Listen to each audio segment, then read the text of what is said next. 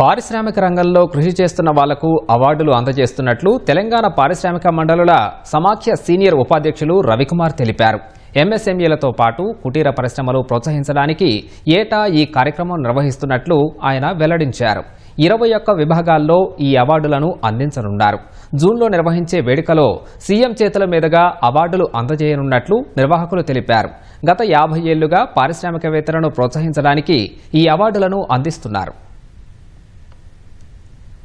ఈ excellence award event ఎఫ్టీసీసీ అది ఒక ఫ్లాగ్షిప్ ఈవెంట్ అనమాట. ప్రతి వాళ్ళు దీనికోసం వెయిట్ చేస్తుంటారు.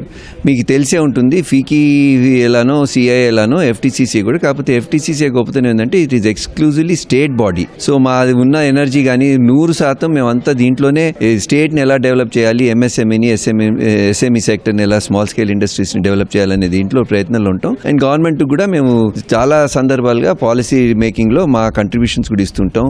ప్లస్ డెవలప్మెంట్ కానీ ఏదైనా ఇండస్ట్రియల్ ఎస్టేట్ ప్రాబ్లమ్స్ కూడా తీసుకెళ్లి చేస్తుంటాం.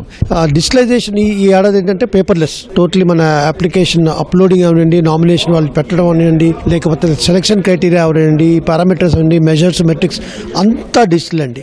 అలాగని పేపర్ వాళ్ళని తీసుకోని కాదు, పేపర్లో ఇస్తే మేము దాన్ని డిజిటలైజ్ చేస్తాము. So applications are invited in both forms, but we'll digitalize it so that we go for sustainability.